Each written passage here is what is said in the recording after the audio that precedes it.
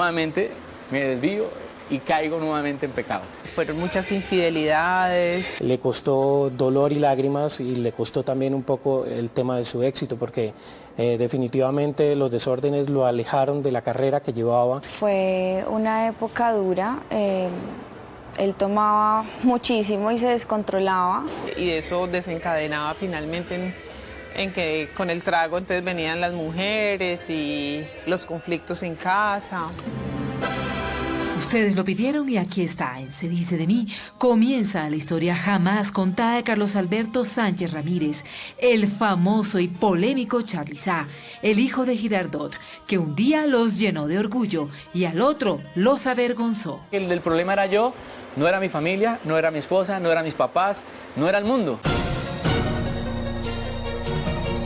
Acusado de ser un chico problema, adicto, sí, un adicto a las mujeres, a los excesos, a las bajas pasiones, a las rumbas, a las excentricidades, al deseo, un adicto al dinero, a la fama y al poder. Yo sí fui un adicto, pero a las mujeres. Es la adicción que todo el mundo ve con buenos ojos. Eso que él llama una adicción con buenos ojos trajo graves consecuencias a su vida. Hoy, Charly Sá ha tenido que pagar un costoso precio por haber cedido a las tentaciones de la lujuria. Todos los exámenes me parecían perfectos. Yo no tenía absolutamente nada, pero yo sentía que me estaba muriendo.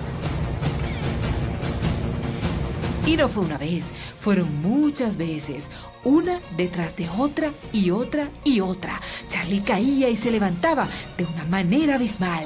Caigo nuevamente en la promiscuidad, caigo en el licor. Y me pierdo 7 veces peor de lo que me pude perder en Cali cuando no era nada.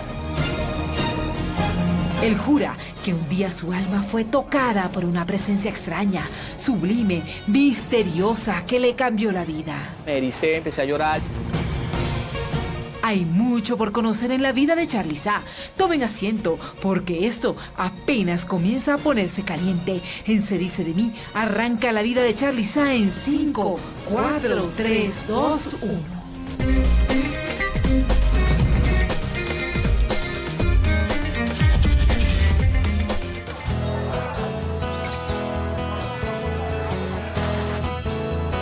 Corría el año 1971. Era el 30 de enero para ser más exactos. Ese día llegó a la familia Sánchez Ramírez el pequeño Carlos Alberto, un bebé hermoso, gordito, sano y muy amoroso. Él era precioso, como está ahora. Hasta cuando tenía como unos 8 años le decían Pacheco porque él era muy gordo. Era el orgullo de todos en casa. Yo vengo de una familia de músicos, comerciantes, gente emprendedora, gente berraca. Nació en este barrio llamado San Miguel, justo donde se encuentra la plaza de mercado del municipio de Girardot, en Cundinamarca. Aquí, en estas sencillas calles, pasaba sus días. Vengo de una familia muy humilde. Yo de muy niño empecé a trabajar vendiendo, aquí le decimos lichigos, ¿no? En la plaza de mercado vendiendo zanahoria, vendía a veces papa, plátano. Y los días que él no tenía que estudiar, yo lo ponía que él le traía cosas para que él fuera y vendiera y se pusiera a trabajar. Vendía cuchillos en la plaza, panelas en la esquina de la plaza. Cuando no había para comprar mercado, yo mismo iba hasta el río en un carrito de rodachines y me llevaba 1 o 2 bultos de papa y los lavaba en el río y por eso le pagaban a uno. Era muy trabajador, excesivamente trabajador. Con nostalgia hoy recuerda que la pobreza reinaba en su casa, pero el amor nunca les faltaba. Yo andaba prácticamente con un par de zapatos, 1, 2 o 3 años con un mismo par de zapatos. Mi mamá me lo mandaba a remontar cada 6 meses. Fueron muchas las dificultades que la familia Sánchez tenía que afrontar a diario. Por eso al pequeño Carlos le costaba creer que algún día podría llegar a ser una destacada figura internacional de la música. Eso no estaba ni siquiera en su imaginario. Me lo pasaba cantando a toda hora en el salón, en los horarios de descanso, cantaba mucho. Nunca jamás pensé que fuera a ser pues, una figura pública a nivel nacional o internacional. Recuerda como si fuera ayer lo humilde que era su casa. La habitación de nosotros era una habitación de 4 metros por 4 por 4, era 16. Dentro de la casa de mi abuela vivíamos nosotros en una habitación de 16 metros, mi papá, mi mamá y mi persona. Su incursión en los escenarios fue a los 12 años. Claro, en un espectáculo girardoteño a mucho honor. Todo comenzó por un reemplazo que le hizo su papá. Mi padre estaba pasando por una crisis de salud, una gripa muy fuerte. Creo que un día antes del concierto que él tenía se puso a tomar licor y quedó peor de lo que estaba. Y yo, ni corto ni perezoso, me vestí, me puse la única muda seria que tenía, que era la muda de ropa de la primera comunión. Y él siempre se escapó y se fue. Y por allá en el camellón aquí en Girardot, con tanta gente para los festivales y todo, y hizo el baile. Le decían como, no, pero tú eres un niño, ¿cómo vas a cantar? Es tu papá el que tiene que estar aquí. Él, no, mi papá está enfermo, no pudo venir, pero me mandó a mí en representación de él. Y me presenté con el director, le pedí oportunidad de que me permitiera dejarme cantar y él no me creía que yo era el hijo de Pintuco. Lo molesté tanto, creo, que a últimas me dio la oportunidad de cantar y canté una canción. Después de que canté la canción, ya él no quería que yo me bajara. De ahí en adelante, esa gente, los dueños de las orquestas y todos vinieron a decir que lo dejáramos trabajar de fijo en las orquestas. Ese día le cambió la vida a Carlos Alberto Sánchez, tanto así que no quiso volver más al colegio. El artista sentía que la música era lo suyo, por eso nunca se graduó. Llegó hasta segundo de bachillerato, lo que hoy equivale a séptimo grado. Descubrí lo rico que era estar arriba de un escenario, estar cantando. Yo cuando no cantaba no me gustaba mucho el colegio, no me gustaban mucho las clases ni los salones, etc. Pero cuando ya empecé a cantar, yo perdí de manera total el amor y el interés por el colegio. Dije, no, esto no es lo mío es la música. Hoy el artista recuerda con nostalgia su primera remuneración económica como cantante. A mí me daban 2.000 pesitos y yo me sentía realizado. Yo no iba por los 2.000, iba porque me encantaba el escenario. Pero este joven artista naciente quería más. Corría el año 1990. El grupo Nietzsche y la orquesta Guayacán eran los dueños de los principales eventos del país. El girardoteño soñaba con estar ahí. Aparece una fiesta en el Espinal, alternábamos con el grupo Nietzsche. Me ve el maestro Jairo Varela, le gusta lo que yo hacía, me llama al bus, donde ellos viajaban, un bus grande, gigante, muy lindo, donde decía Grupo Nietzsche. Eso era una sensación maravillosa para mí. Y me dijo que me fuera para Cali, que él tenía allá en Cali una agrupación llamada Alma del Barrio, en donde él se abastecía para sacar músicos. Le dije a mi mamá que yo me iba, mi mamá se puso a llorar. Fue un girardoteño que nació con la estrella. Eso sí, él nació con la voz que era y es una voz impresionante, una voz potente y empezó a subir, a subir, a subir. El hijo del famoso Pintuco y doña Rosabel empacó maletas rumbo a Cali. Formar parte del equipo de trabajo del afamado músico Jairo Varela era un sueño y él estaba convencido de que eso era lo que quería. Era una ciudad que yo no conocía. En esa época estaba muy de moda el tema de los carteles. Estaba en auge el cartel de no sé quién, si sé cuándo, y matando gente. Y me iba a una ciudad que era demasiado caliente. Viajar fue una tarea titánica. Sus deseos eran más grandes que el dinero que guardaba en los bolsillos. Mi mamá me regaló 50.000 pesos a escondidas de mi papá. Me regaló un mercado, me dio arroz, me dio lenteja, me dio espagueti, frijol. Lleve porque usted no sabe a dónde va a llegar, hijo, pues usted ya sabe cocinar. Le dije, acuérdese que es que usted se va a ir a hacer una carrera en lo que usted dice que le gusta. No vaya a salir con cuentas alegres. El girardoteño sentía que esos 50.000 valiosos pesos eran su más grande tesoro, su presente y su único futuro. Me dijo, guárdeselos, hijos, por favor, allá donde no lo vayan a ver, no los deje, no hable con nadie en el bus, por favor, no le reciba chicle a nadie, no le reciba comida a nadie porque lo pueden emburundangar. Ella sabía que yo no la iba a defraudar. Sí, vivir en Cali no era asunto fácil y ser una estrella de la música era mucho más difícil todavía. A Carlos Alberto le costó un arduo trabajo tener sus primeros acercamientos con los micrófonos profesionales. El ambiente era pesado. El tiempo que me tomé para poder grabar mis primeros coros fueron como de 5 a 6 meses. A mí me tocó pasar por unas dificultades gigantes. En esa época había mucho muchacho loco que consumía vicio. No, recibí muchos espaldarazos fuertísimos para mí. Sus primeros coros mostraban que este humilde joven sería una estrella. Cuando grabé mis primeros coros, los grabé con la Suprema Corte de Cali, de Andrés Biafara.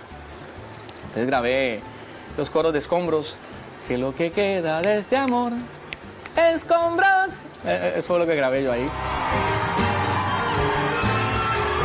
Su momento llegó. Jairo Varela, director del grupo Nietzsche y de Alma del Barrio, fijó sus ojos en él, ya no como el principiante que podría eventualmente hacer unas colaboraciones. No, Varela ya lo veía como un artista con proyección.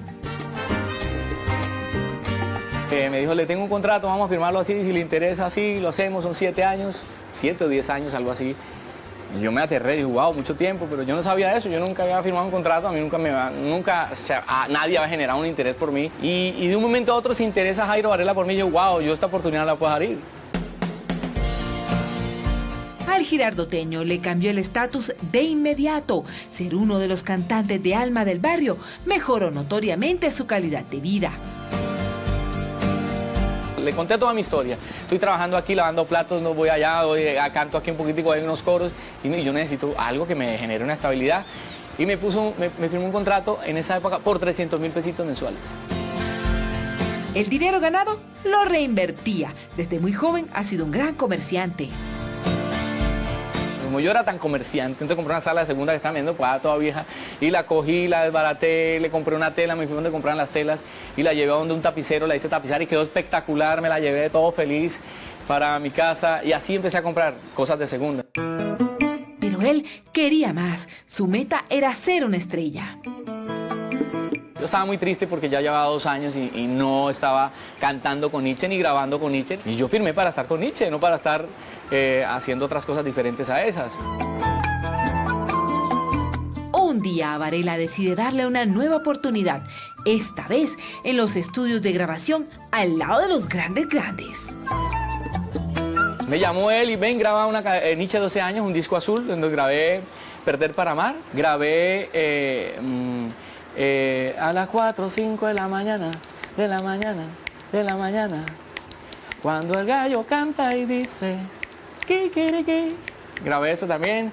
Grabé una canción que se llamaba Listo Medellín. Tener la oportunidad de engrosar la delantera de los vocalistas de una agrupación de este talante era obviamente ponerlo en el blanco de las principales orquestas. Todo el mundo quería tener a un vocalista de la talla de Charly Sa después de haber pasado por el grupo Nietzsche.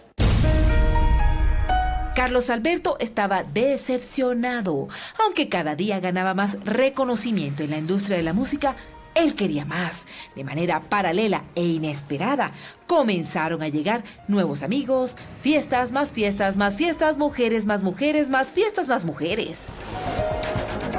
En un momento en que me entró un aburrimiento y dije, yo no me cuido más, ¿para qué me cuido? Yo no tomaba, no salía, nada. Y empecé a andar con malas amistades. Con mujeres, trago, muy desordenado. Hasta que llegó un momento en que entré en pecado y ya empecé a tomar licor. Empecé a tener mujeres, a llevar mujeres a mi apartamento y a hacer lo que no debía hacer. El hijo de Pintuco y doña Rosabel estaba perdiendo su norte. Supuestamente viajó a Cali tras el sueño de cantar, pero la vida se le estaba volviendo una pesadilla. Tenía nuevos amigos que no eran tan buenos. Gente que no me convenía, gente que tomaba mucho, para todos celebraban, hacían un negocio donde se ganaban 1 o 2 millones de pesos, entonces compraban whisky, llamaban mujeres. Con gran dolor en su corazón, reconoce que se volvió un adicto a la rumba, a las mujeres, a los excesos.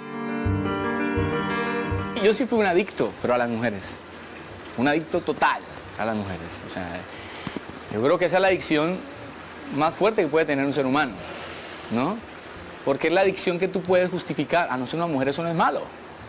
Es la adicción que todo el mundo ve con buenos ojos. Sobre todo los hombres machistas. El artista es consciente de que en ese entonces estaba despilfarrando su vida, saltaba de una tentación a la otra. Sin embargo, se defiende de quienes aseguran que era un drogadicto. Él aclara que desde siempre fue un hombre de límites. Pero nunca fui alcohólico. Pero jamás en mi vida probé drogas. Jamás en mi vida supe que era marihuana. Nunca en mi vida supe que era el perico. Con vergüenza y culpa, reconoce que en ese entonces el sexo femenino era su debilidad. En aquel momento, sus días transcurrían en un mundo machista y retrógrado. Por eso, de manera errada, creía que entre más mujeres tenía, más hombre era. ¡Qué equivocado estaba! Hoy Sánchez siente pena al recordar que actuaba de esa manera. Por eso le cuenta al país cómo era su forma absurda de comportarse. Un hombre adicto a la mujer yo lo califico como un hombre mujeriego, que no está contento con una mujer, sino que tiene que tener 2 y 3. Y se cree un gran macho porque tiene 2 o 3 mujeres, o porque puede engañar o andar con las 3 al tiempo.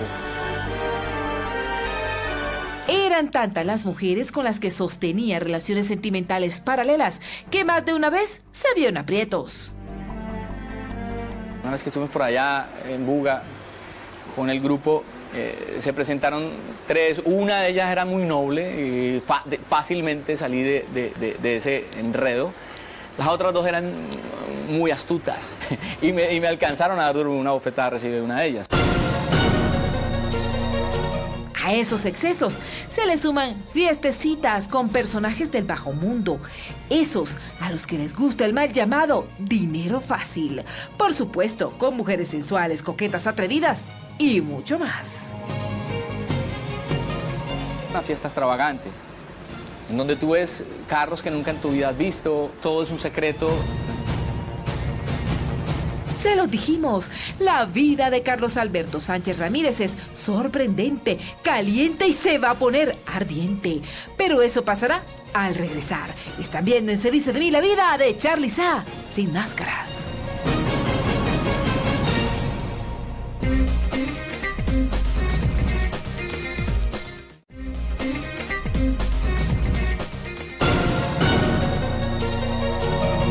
Están viendo, o mejor, conociendo la vida de Charly Sa, el hombre. Hablará de cada uno de los líos en los que se ha metido. Eso fue una artimaña que se armó. Ese mismo artista que se ha caído y levantado 1000 veces, que ha sentido miedo, que ha cometido errores, a quien la vida le ha dado varias oportunidades de salir adelante. Aquí conocerán qué tanto las ha aprovechado. Se murmuró de todo en la época que era, no sé, loca o homosexual.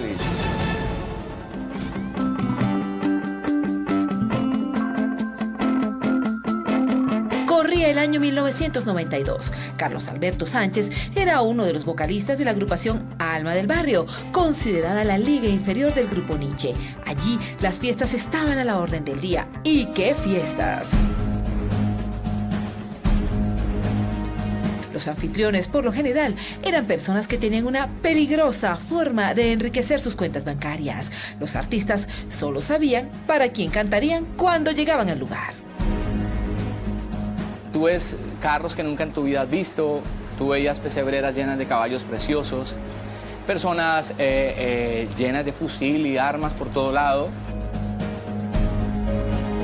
Algo tenía muy claro el joven artista, y es que las mujeres de los dueños de las fiestas, no se tocaban. Amaba a las mujeres, ¿me entiendes? Y me encantaba una mujer bella, pero también era sabio, yo sabía dónde debía mirar y dónde no podía mirar. Yo no iba a ser bruto a ir a mirarle a la mujer a un patrón o para que me mataran o me hicieran que sabe qué, no. Carlos Alberto se sentía mal, le gustaba trabajar en Alma del Barrio, pero sentía que el ciclo ya estaba cumplido, era hora de volar, y todo parecía indicar que el maestro Varela no le cumpliría la promesa de incluirlo en la delantera del Grupo Nietzsche. Así que a finales de 1994 conoce a otro grande, a Alexis Lozano, y comienza a trabajar en Guayacán Orquesta. Me fui hasta las oficinas del maestro Alexis y presentó una audición y entramos en gracia, le encantó mi voz y nos fuimos. Firmamos un contrato, me llevan a Bogotá, estudié teatro porque me pusieron a estudiar teatro, expresión corporal, baile. Las fiestas en Guayacán también eran de alto calibre. Fiestas privadas que a veces no le decían a uno para dónde iba, llegaba uno, había gente que uno ni conocía y cosas extravagantes, comida de sobra, licor de sobra, mujeres de sobra, eran cosas locas. Si el girardoteño venía de una época de desorden, a la que llegó fue peor. La época de loco, ¿no? Qué cosa tan impresionante. Era una tras de otra. Y para mí era difícil, entre comillas, descubrirlo, porque además no era con la misma. Precisamente por esos desórdenes, Carlos sale de Guayacán. Se terminó el ciclo de Nietzsche, se termina el ciclo de Guayacán y me quedo sin trabajo, sin laborar, como por 8 meses. Y entro en una crisis tremenda a nivel de económica, nada se me daba, todo se cerraba, todas las puertas se estaban cerrando, estaba realmente pasando por una situación bien difícil.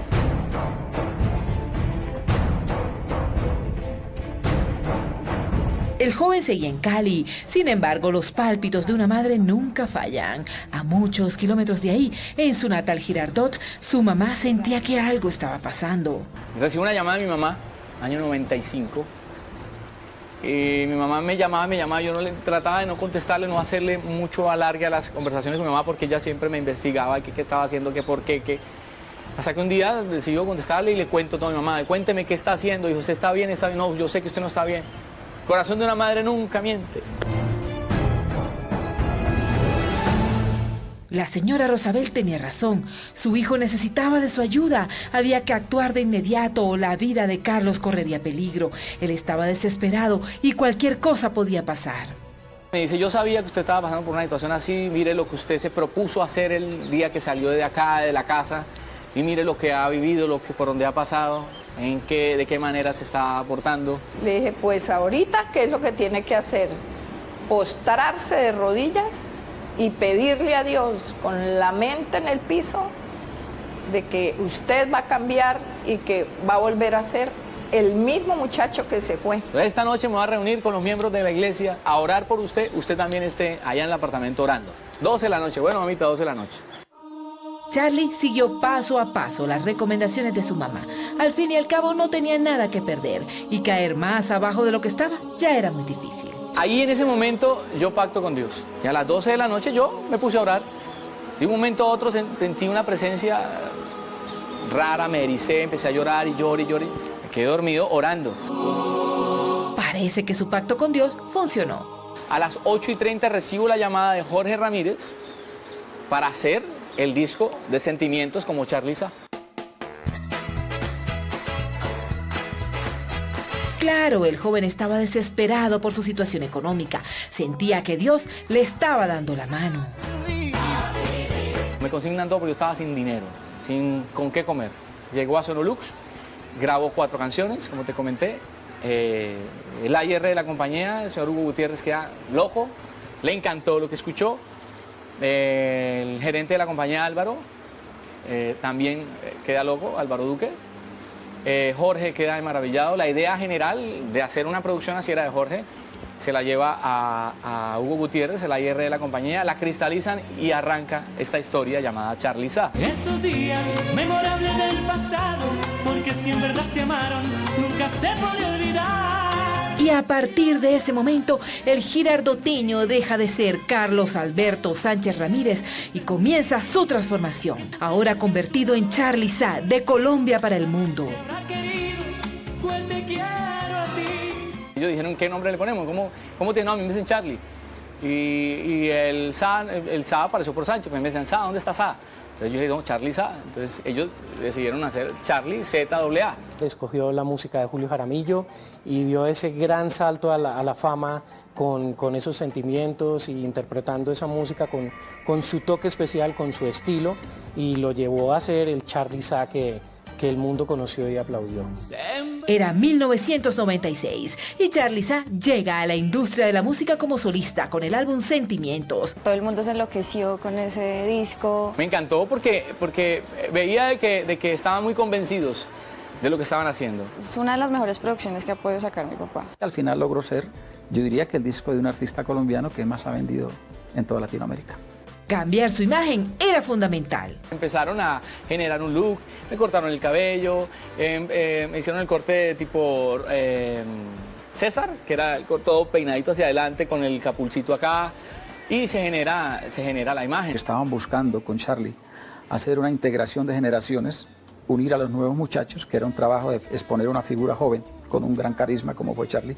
Su cambio fue apoteósico, cambió físicamente. Me acuerdo que fue muy famoso por el tema de la bufanda y sus gafas.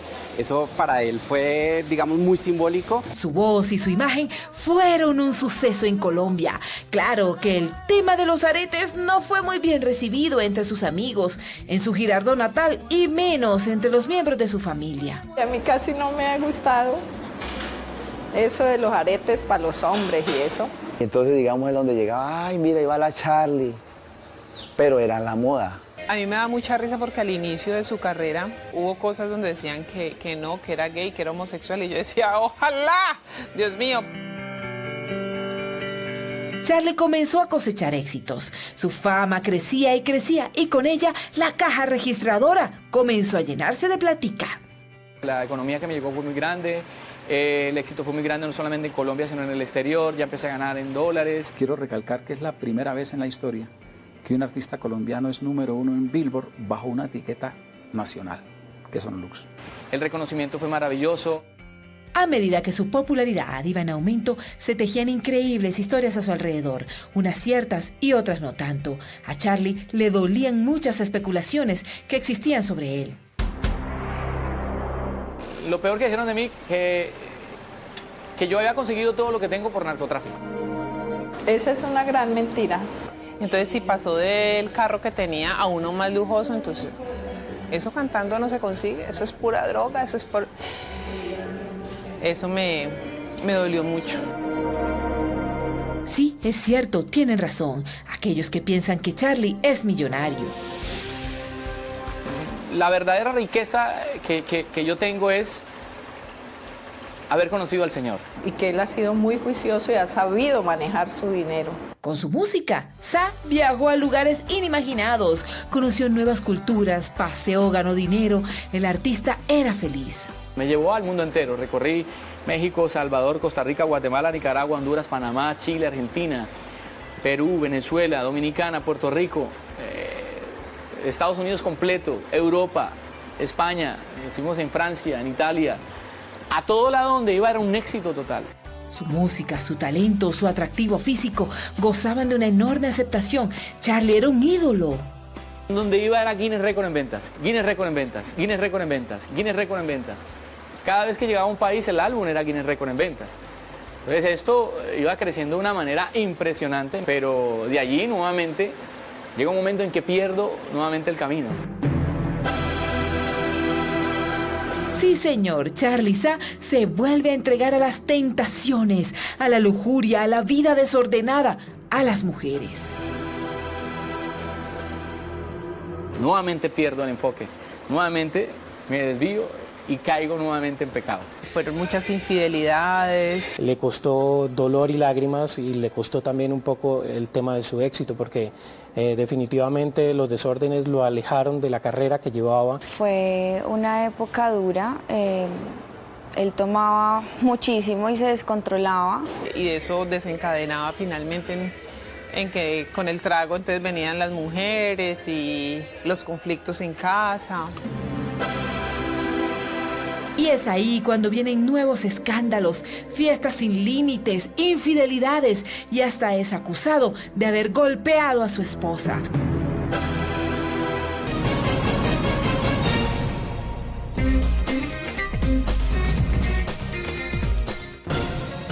Hoy la leyenda viva de la salsa y el bolero, Andy Montañez, le da la cara al país que lo ha apoyado a lo largo de su carrera profesional. Sí, Andy Montañez, el mismo que se ganó el corazón de Latinoamérica al ser una de las estrellas del Gran Combo de Puerto Rico, le hablará a Colombia a través de las cámaras de Se Dice de Mí para contarle su verdad a sus seguidores. El puertorriqueño traerá hasta nuestros días los momentos que han marcado su carrera profesional y personal. El 30 de abril de 2012 protagonizó un accidente de carretera cerca a Fundación, municipio del departamento del Magdalena, y en el que sufrió una grave herida en una pierna, golpes y fuertes laceraciones. Internado en una clínica permanece el cantante puertorriqueño Andy Montañez. Tuvo que visitar nuevamente el quirófano. Tuve 4 operaciones en el pie, todavía tengo un huesito por aquí, un hueco aquí. Hoy el intérprete de la canción Las Hojas Blancas hablará de sus más grandes dolores. Así es la vida, así es. Quien ha sido duramente criticado por estar 100% a favor de la manera como se maneja políticamente Venezuela. Yo la veo bien. Yo Venezuela veo en mi casa. El ganador del Grammy Latino contará paso a paso qué fue lo que ocurrió cuando de manera accidental se cayó por el ducto del ascensor del edificio de su colega y amigo Gilberto Santa Rosa. Yo abrí la puerta y di el paso al frente, el ascensor no estaba y me caí. Ya lo vieron, hoy en Se Dice de Mí, el protagonista es el maestro, el ganador de 2 Congos de Oro en la categoría salsa, el gran Andy Montañez, quien tiene mucho por contar en el programa que muestra la vida de las celebridades sin máscaras. ¿Qué hacemos los debatores periodistas?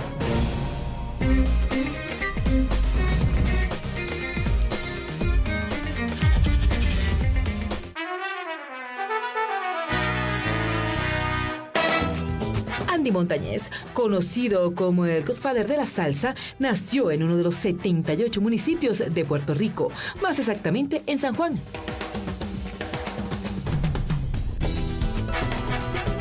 Nací en un 7 de mayo de 1942 en un barrio que se le dice Trastalleres. Su nacimiento fue recibido como un gran regalo para la familia Montañez Rodríguez. Este legendario salsero vio por primera vez la luz en la casa de sus abuelos. Es el mayor de 18 hermanos. Mi padre se empata con mi madre, lleva a mi madre a vivir a casa de los abuelos. Ahí nací yo. Ahí nací yo y nacieron 3 hermanos míos.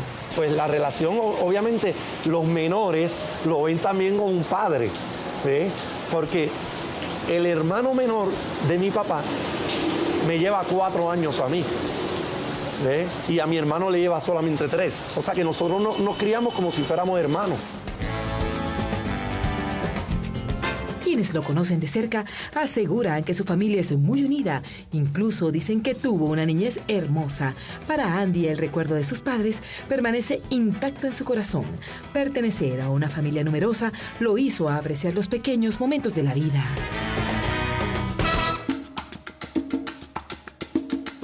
Los domingos mi padre nos llevaba a la playa, hacía unos sándwiches, compraba un de esto de pan grande, refresco, nos íbamos a la playa, estábamos todo el día y partíamos ese pan y esa comida.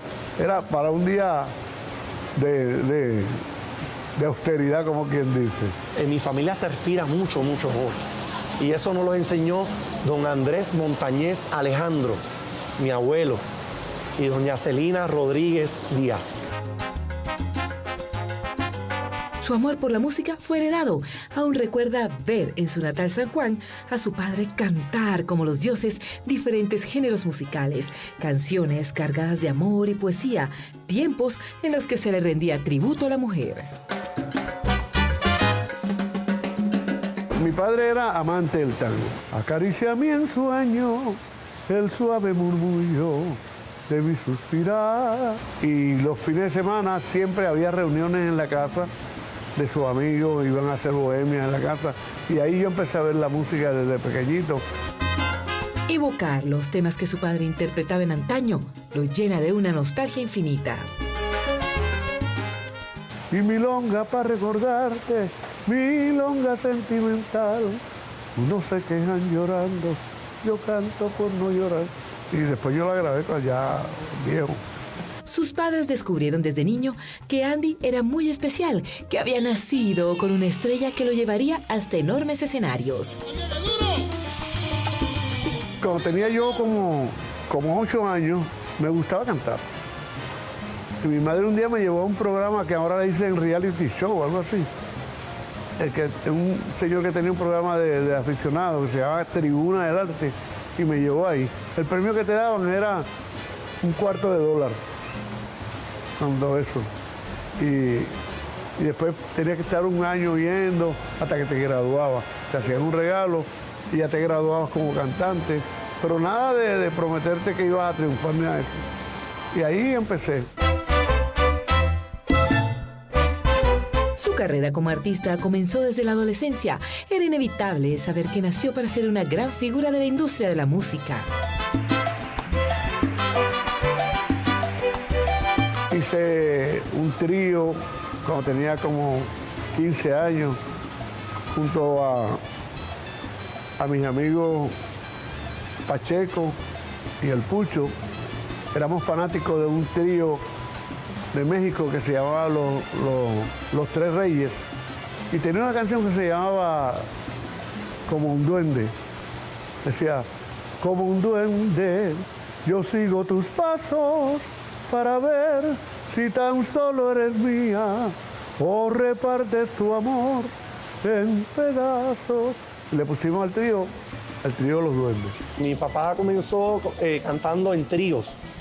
Mi papá es un bolerista que todo el mundo lo conoce como salsero, pero él es un bolerista natural. Cuando estoy en la intimidad, cuando estoy con amigos, prefiero el bolero. De hecho, hago espectáculos de bolero solamente, o sea, como bohemia. Pero, pues, la salsa es lo que me ha llevado a hacer mi vida con mi familia. A pesar de saber que tenía grandes cualidades artísticas, por su mente jamás pasó ser una estrella. Los Montañez Rodríguez eran una familia de escasos recursos económicos y él, como hermano mayor, tenía una responsabilidad muy grande: ayudar a sus padres a sacar adelante a su familia. Yo siempre quise ser abogado, mira qué cosa. Me hubiese gustado haber sido abogado, pero la situación económica no estaba como para ir a universidades. Y entonces entré a una escuela vocacional, que cuando termina bachillerato, pues ya tienes un oficio.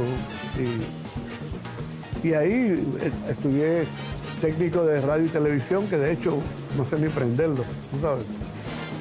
Y en ese tiempo es que llega un hombre a mi vida que cambió mi vida. Así es, literalmente hablando, hubo una persona que decidió apostarle a su talento, a impulsarlo, a darle seguridad como artista y definitivamente cambió su rumbo. Andy es uno de los fundadores del Gran Combo de Puerto Rico. Rafael Itier lo va a buscar cuando recién Andy Montañez acababa de cumplir los 20 años. Rafael Itier, que le dijeron que había un muchacho en el barrio que cantaba y fue a buscarme al callejón. Alguien le dice a Rafael Itier que hay un muchacho simpático, apuesto, de buen talante, de buen genio, y que no es otro que Andy Montañez, y que sería bueno que le hiciera una prueba, y pasa la prueba. Para ese entonces, la moda era cantar boleros, género musical de origen cubano que nació hacia 1840, y la salsa de manera ocasional. Él me dijo, ¿tú sabes alguna salsa? Y yo digo, yo me sé una que cantaba Vicentico Valdés, y con esa él me probó si yo tenía clave y si tenía afinación, Y ahí empecé con Rafael Itier. Su mayor orgullo es que su mamá, quien aún vive, lo apoyó desde un principio en su carrera profesional. Tanto así que una vez hipotecó su casa para que el entonces joven pudiera cumplir el sueño de ser un cantante. Cuando nosotros estábamos grabando con Gema de Guillermo Álvarez Guedes, nos vino una oferta de una multinacional que se llama Motown y nos llamó la atención. Y cuando fuimos a hablar con Motown dijo que ya no le interesábamos. Y cuando regresamos a donde Guillermo dijo que ya no le interesaba y el combo se quedó sin casa de disco. Fue cuando Andy Montañez convenció a su señora madre, hipotecó la casa de su mamá para que el Gran Combo pudiera hacer su primer disco en solitario. O sea, el sello EGC, que significa el Gran Combo. Están conociendo la vida jamás contada del maestro de la salsa, Andy Montañez. Cuando yo tuve el accidente aquí en Barranquilla, este pueblo se desbordó en oraciones y siento que yo camino por la calle y este es Miguel. Quien se dio a conocer como cantante profesional en la agrupación El Gran Combo de Puerto Rico hacia 1962. Allí permaneció hasta 1976. Grande el Gran Combo de Puerto Rico, inmenso Andy Montañez. A este artista aún le falta mucho por contar. Llegué a tocar fiestas que después me enteré que eran de personas, desde el punto de vista de uno, pues no son los más correctos.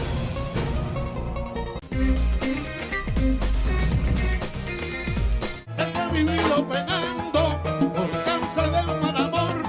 No encuentro nada mejor que cantar y cantando. Continuamos en Se dice de mí con la vida de Andy Montañez, considerada una leyenda viva de la salsa en el mundo, quien asegura que aún extraña sentir a su padre. Hace 17 años el Señor apagó sus días para siempre y Andy lo siente como si fuera el primer día. Por eso su mejor regalo es tener aún viva a su mamá. Está muy bien, ya va a cumplir 97 años, muy lúcida, me llama a menudo, nos vemos acá ratito, cada momento voy al barrio y la visito y estamos bien cerca siempre. Y Andy es uno de los hijos más queridos de ella. No ha dejado de ser el hijo de mamá. Yo, con el respeto de los hermanos de Andy, entiendo que él es el hijo consentido. Él se duerme en su cama, ella le hace cositas en la cabeza, ella quiere esto, Junior, ¿quieres comer esto? Junior, ¿quieres comer lo otro? Ella ha sido la mejor promotora de su talento. Hoy Andy recuerda cómo incursionó en la música. Gran Combo, que es toda una escuela, quizás la más importante institución popular de Puerto Rico. 1962, mes de mayo, es cuando nace y se funda el Gran Combo de Puerto Rico, que se llamaría en principio Los Mulatos del Sabor.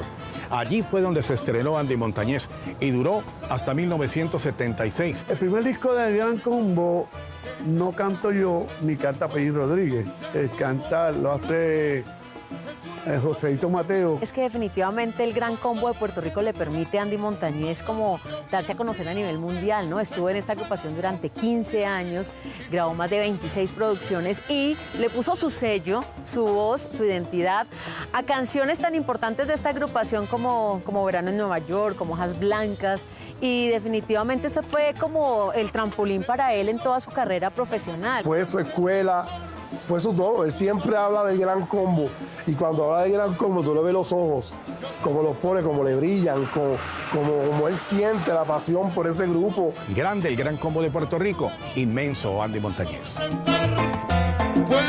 Andy confiesa que desde que era un jovencito admiraba al Gran Combo de Puerto Rico. Incluso quienes después fueron sus compañeros, antes eran sus ídolos. Porque cuando yo era estudiante de escuela intermedia, ya le hice en intermedia, pues yo solía faltar a la clase para irlos a ver a ellos a un programa que hacían, que era radioteatro, se hacía música en vivo con público. Yo me sentaba en el público a ver a Rafael Itier, Cortijo, Martín Quiñones. El cantante era Ismael Rivera. Pues uno de los cantantes más grandes que ha tenido el combo, con Pellín Rodríguez. Yo creo que su paso dejó una huella imborrable, no solo en el Gran Combo, sino en la música tradicional, popular, la salsa. De lo que recuerdo, no sé, la música de Andy Montañez hace parte como de la banda sonora de nuestras vidas, sobre todo en Cali, pues que se escucha salsa todo el tiempo. Andy ingresó a esa tremenda nómina de lujo y su aporte fue invaluable. Sin embargo, después de 26 producciones junto al Gran Combo, decidió dar un inesperado paso al costado. Estábamos precisamente en una feria de Cali. Estaba el Gran Combo, yo estaba con el Gran Combo. Vino Oscar de León con la Dimensión Latina. Y ya en enero recibo una llamada de la gente de Dimensión Latina que Oscar iba a abandonar Dimensión Latina y que querían que yo entrara. Cuando Oscar de León entra en crisis con la Dimensión Latina, que sale a montar la salsa mayor, a ellos se les ocurre la brillante idea de buscar un cantante que fuera puertorriqueño, que era La Mata. Y con tantos artistas como Héctor Lavoe, como Cho Feliciano, Bobby Cruz, se fijaron fue en Andy Montañez. Era como de salir de una orquesta muy grande, quizás la más importante de Puerto Rico, a una que estaba conformada también muy fuerte, con unos soportes bien interesantes, y a reemplazar a otro monstruo salsero como era Oscar de León. Entonces de pronto no era tan arriesgada la propuesta. La Dimensión Latina, que le hizo unas ofertas fabulosas, unas ofertas tan llamativas que eran difíciles de cumplir. $100,000 al año, con auto y conductor, casa gratis, no sé qué cantidades de ventajas, pues que le daban 2 o 3 grabaciones al año que le garantizaban. Eran tan fabulosas que no se pudieron cumplir. La voz del maestro Andy Montañez es una voz incomparable y yo creo que en Venezuela querían tener a Andy Montañez también. Él le dijo al Gran Combo que el Gran Combo nunca iba a conseguir un cantante como él. Y el Gran Combo le respondió que él nunca iba a conseguir una orquesta que lo acompañara como el Gran Combo. Con Dimensión Latina solo estuvo 3 años y medio y posteriormente creó su propia agrupación. Me dice que te has vuelto a enamorar y yo no te comprendo lo que dices. La tierra te llama y ya me hacía falta Puerto Rico otra vez. Y decido regresar y hago mi agrupación. Cuando hice la agrupación en Puerto Rico parecía Dimensión Latina, eran 3 trombones nada más. Y ahí empiezo con un señor que se llama Don Periñón a hacer mi agrupación. Después entra mi hijo, Andicito, después entra Harold. Y ahí ya vamos un montón de tiempo ya. Que todo lo que yo te he dado ya.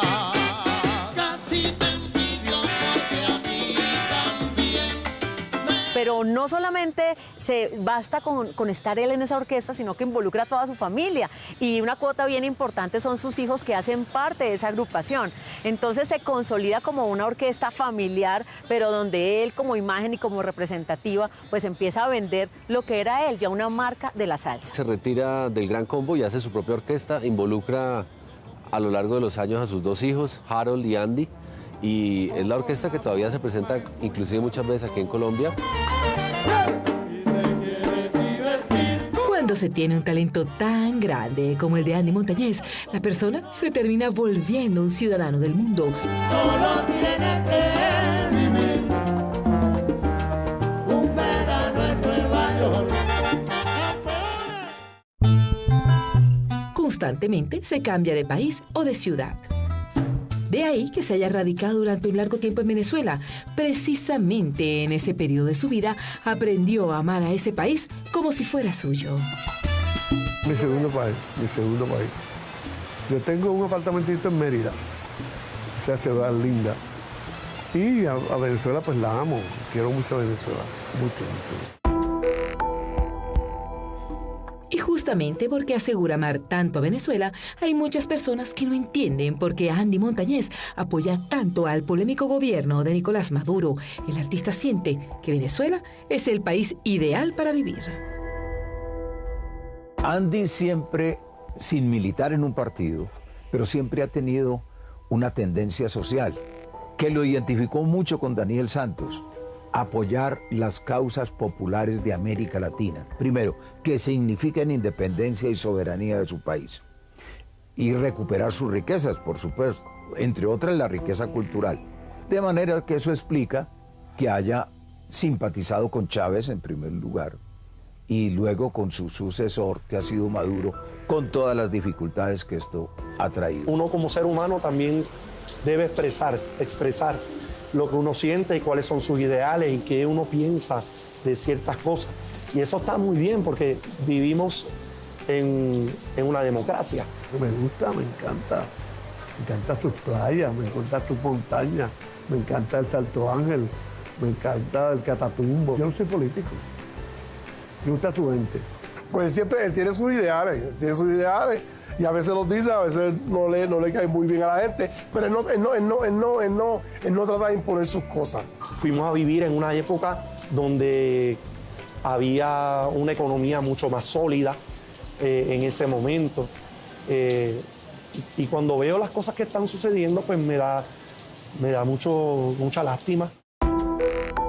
El Godfather de la salsa es un hombre de grandes y eternos amigos. Su vida está llena de anécdotas, unas buenas, otras no tanto, pero todas y cada una de ellas ha valido la pena vivirla. Aún tiene muy claro en su mente aquel día que fue a visitar a su colega Gilberto Santa Rosa. Estuvieron juntos, charlando, y de repente, en un segundo, su vida estuvo al filo de la muerte. Eso fue en la oficina de Gilberto Santa Rosa. Este es un edificio viejísimo. Por ese día yo abrí la puerta y di el paso al frente. El ascensor no estaba y me caí. Y el ascensor empezó a bajar. Pasa y baja, y yo me acuesto en el piso, en el aceite, todo lleno de aceite. Después me doy cuenta que en la pared hay una escalera pegada a la pared de hierro. Y me trepo, mi esposa está esperándome al frente. Yo rompo el cristalito. La puerta que yo abrí para caerme no abría cuando yo estaba dentro. Entonces rompo el cristal y empiezo a llamar a mi esposa por teléfono y pienso que el ascensor empieza a bajar otra vez. El susto fue inmenso y lo peor es que no fue el único que se accidentó. Después, al tiempo, se cayó otra persona en ese ascensor y me devolvió unos lentes que se habían quedado ahí.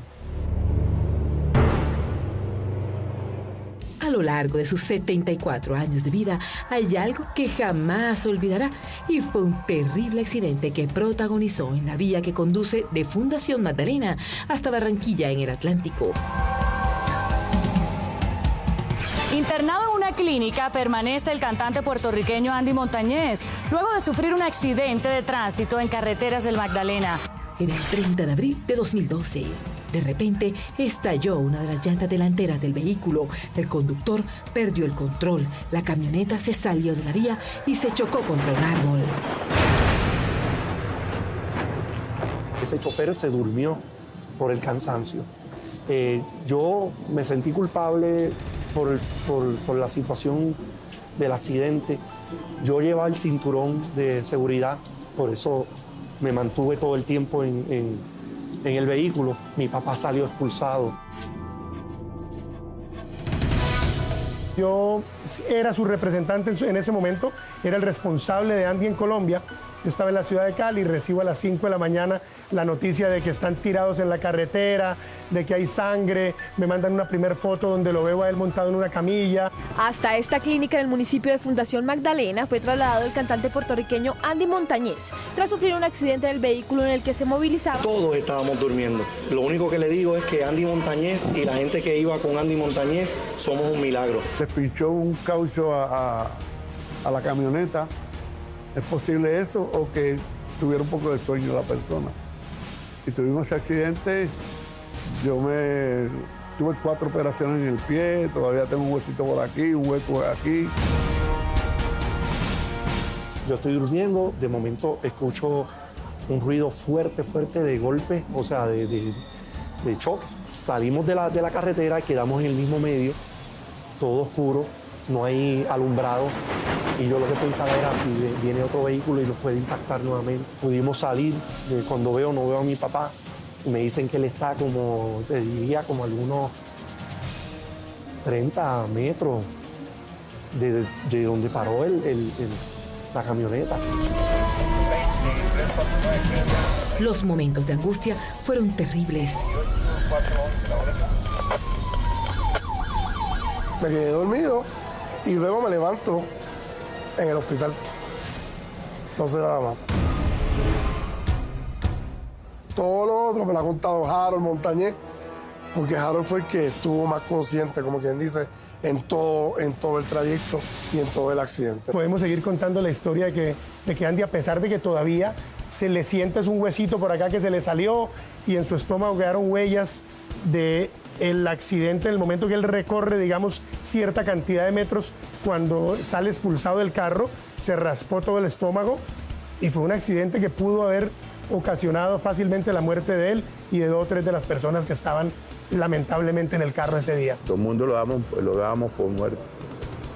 Entonces yo me comuniqué con el hijo de él y me dijo que cuando yo me comuniqué con él, que ya lo habían atendido en Bosconia y que no fuera a Bosconia porque él lo iban a trasladar acá a una clínica aquí en Barranquilla. Mi esposa vino de Puerto Rico a visitarme, o sea, cuando se enteró, voló acá y estuvo acá conmigo hasta que retornamos a Puerto Rico. Allá me hicieron 2 operaciones más, pero estamos aquí. Estamos adentrando en lo más profundo de la vida de Andy Montañez, el hombre, el godfather de la salsa. Tuve una hermana que fue asesinada. Me robaron un pedacito de corazón. A este artista aún le falta mucho por contar. Vi mucho sufrimiento, muchos niños padeciendo, un país que ha sufrido mucho. Me dice que te has vuelto a enamorar y yo no te comprendo lo que dices. Entramos a la recta final en la vida del maestro de la salsa, Andy Montañez, quien hoy está enfrentando los momentos más emotivos de su existir en Se dice de mí. El artista revelará cuáles han sido las mujeres más importantes para su corazón. Una de ellas, su hermana, quien fue cruelmente asesinada. Varios miembros de su familia hoy no están, pero él los recuerda constantemente. Tuve una hermana que fue asesinada en Los Ángeles. Me robaron un pedacito de corazón. Casi no le gusta hablar del tema, sobre todo por quién era la persona que apagó su vida. Su nuero, o sea, el esposo de su hija. Sobre la noticia trágica y triste del asesinato de la hermana de Andy, la verdad que hasta hoy no hay nada claro. El puertorriqueño se ha casado 3 veces. La primera duró 15 años y tuvo 3 hijos. La segunda tuvo una relación muy corta, alcanzó solo 3 años. Y con la última ya lleva 30. Yo me había operado para no tener más hijos. Y cuando decidimos regresar, y nos regresamos el mismo día, el trompeta de Gran Combo, que está ahora con el Gran Combo, Tati Maldonado, y yo. Es un excelente padre. Andy Montañez nunca nos abandonó, porque nosotros fuimos de los hijos de su primer matrimonio. Mi hermano Andy, yo soy el segundo, y mi hermana Lisa. Luego se divorcia de mi mamá. Se casa, pero él nunca nos abandonó, él siempre estuvo presente. Así las cosas, Andy quedó con 5 hijos de 2 esposas distintas, pero un día su hija Lisa llegó con una triste noticia a casa. Andy Montañez está muy triste en estos días porque su hija sufre una condición extraña. Le diagnosticaron la esclerosis múltiple hace poco. Pero esa es una condición que mucha gente la tiene y no sabe que la tiene. Fue muy doloroso porque él no solamente tenía una hija, sino sus nietos. Y ver a su hija sufriendo por esta enfermedad que de verdad es bastante dolorosa. Sorprendió a todo el mundo, nadie entendía qué pasaba con Lisa. Después vinieron los diagnósticos médicos y pues para Andy ha sido un golpe muy, muy grande. El salsero sintió un dolor tremendo. Esta noticia le estremeció el existir. Y ya anda en sillita de rueda, pero canta bellísimo y nos juntamos y hacemos bohemia. Ella fue su compañera en la orquesta durante 7 años. Era su amiga, su consentida. Andy amaba cantar junto a su hija y de repente todo parecía estar perdido. Ellos cantaban los 3 hijos con él. Después se casó y después fue que le salió la enfermedad esa, se la dejó un poco inválida. Él todo el tiempo está ahí y lo podemos hacer. Mi amor, no te preocupes, yo estoy aquí, vamos a triunfar, vamos a hacerlo. Él ha estado con la organización que está dando a conocer la enfermedad, pero como tú sabes, esa enfermedad, por lo menos en Puerto Rico, y yo creo que en el mundo entero, no es tan conocida como otras enfermedades fatales. Mi hermana era una persona que siempre estaba en la orquesta. Antes de estar en la orquesta, ella siempre estaba haciendo ejercicio, ella estaba certificada y daba clases de zumba, por ejemplo, todo lo que tenía que ver con ejercicio, nutrición, ella siempre estaba envuelta en todo eso. Pero ya no participa en la orquesta. 6, 7 años. Llegó a grabar conmigo. Sí, hay mejoría. Puede haber una mejoría. Ella está en silla de ruedas, puede caminar, pero muy pocos tramos. Muchas veces lo ve uno ahí en el camerino con lágrimas porque obviamente es un tema doloroso que él le gusta expresar en público.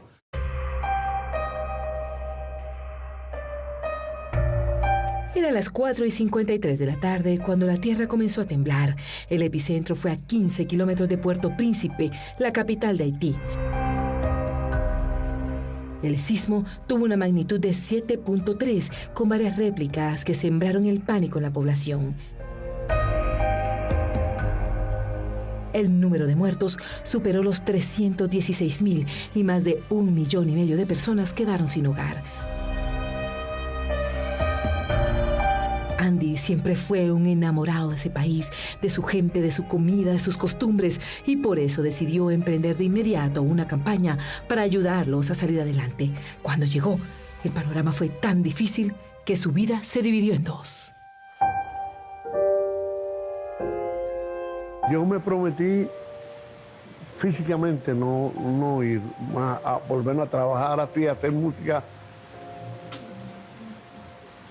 con beneficio para algunas personas, pues me dije que no iba más, porque vi mucho sufrimiento, muchos niños padeciendo, un país que te digo, que ha sufrido mucho, lo han devastado y siempre estoy cerca de la gente de Haití, desde Puerto Rico, pero no me gustaría volver a ver eso, sufrirlo. Él me dice, ¿cuándo vamos? No, mira, porque también los muchachos, pues, si yo le tengo que pagar de mi bolsillo, yo le pago a los muchachos. Pero yo voy, no me tienen que pagar nada. Y él lo hace de corazón. Precisamente en Haití, Andy vivió situaciones que jamás ha podido borrar de su mente.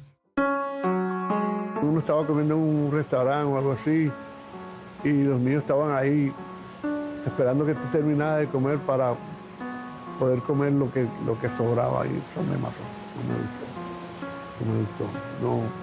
No quiero verlo más. Pero mientras pueda ayudarlo, voy a ayudar. El artista quedó comprometido de por vida a ayudarlos. Todavía le duele lo ocurrido en aquel país. Siempre hacemos cosas.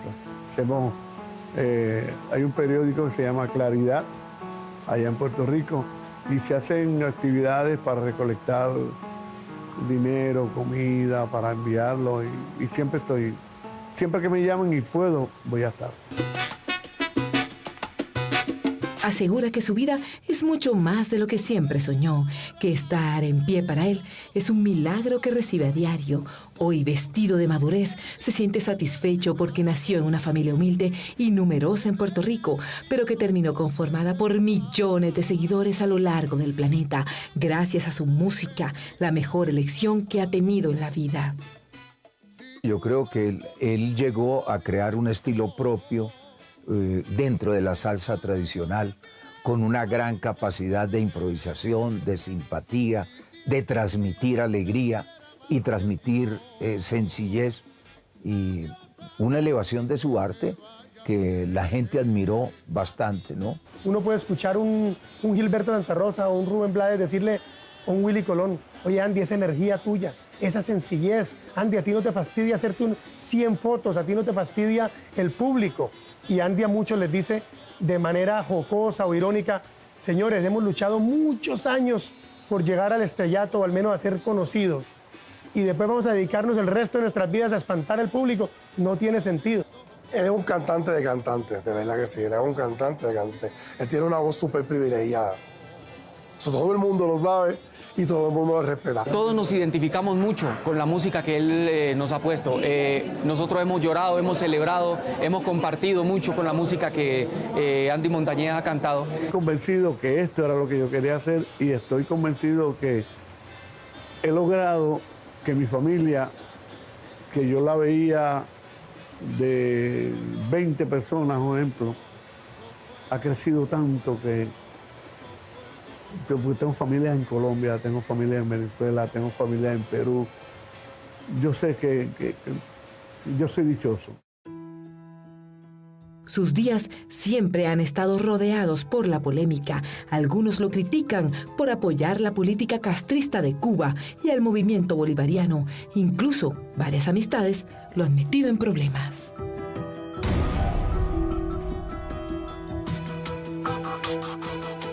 Me prohibieron ir a un festival de la calle 8 porque abracé a Silvio Rodríguez. Lo abracé en Puerto Rico. Silvio Rodríguez pidió una visa para ir a Puerto Rico y yo lo abracé en Puerto Rico y me criticaron. En la calle 8. No me permitieron tocar ese año en la calle 8. Hace un montón de tiempo y no he tocado más en la calle 8. Celia se dice en Los Mentideros que fue la encargada de hacer que Andy Montañez no tuviera la aprobación de los organizadores, el Club Kiwanis, que es quien organiza el Festival Calle 8 de Miami. Y Celia Cruz, muy disgustada, dijo que no cantaba si él aceptaba, si Andy Montañez estaba allí, no sé, le parecía ya gravísimo que hubiera saludado a otro gran cantante y compositor como Silvio Rodríguez. Él está bien sentido, y no con todo el mundo, porque eso fueron unos cuantos que se hicieron sonar bien duro. El abismo que siempre ha habido, la brecha que ha habido entre el cubano que ya está en Estados Unidos y se acomodó al sistema y lo que estaba pasando con el régimen. El Godfather de la salsa no se piensa retirar de la música. En sus planes, eso no existe. Hasta que mi amigo quiera. Mi director, como mi manager, se llama Jesús. Es mi pana, es mi panita. Es uno de esos talentos verdaderos, lleno de carisma. Su voz es única. Sus canciones son únicas, son canciones inolvidables que se han quedado en la historia de la salsa. Las nuevas fusiones hacen parte de eso, ¿no? De mantener el ritmo, mantener la esencia, pero con nuevos aportes que hacen que la salsa se mantenga viva. Yo digo que eso es un don de Dios. Eso para mí, o sea, es que no tengo explicación. Cómo una persona que comienza su carrera musical a nivel profesional con el Gran Combo a los 20 años y hoy día tiene 74 años y tú lo escuchas y tú dices, pero es que si cierra los ojos no piensas que él tiene esa edad, porque la voz está intacta y él continúa con el mismo ánimo. Es ante todo un señor profesional, Andy Montañez, poseedor de un estilo único, un ícono de la salsa, y que al lado del Gran Combo de la Dimensión Latina y como su líder natural de su propia orquesta, nos está regalando a nosotros una cantidad de momentos que van a ser irrepetibles. De su legado se siente muy orgulloso. Sin embargo, tiene una canción que está por encima de todos sus afectos. Hay una que dice, están cayendo hojas blancas en mi cabellera. Mejor dicho, siempre ha estado ahí la música del maestro Andy en mi vida. Indudablemente, estos grandes maestros han tenido mucho que ver con el desarrollo de la salsa en Colombia.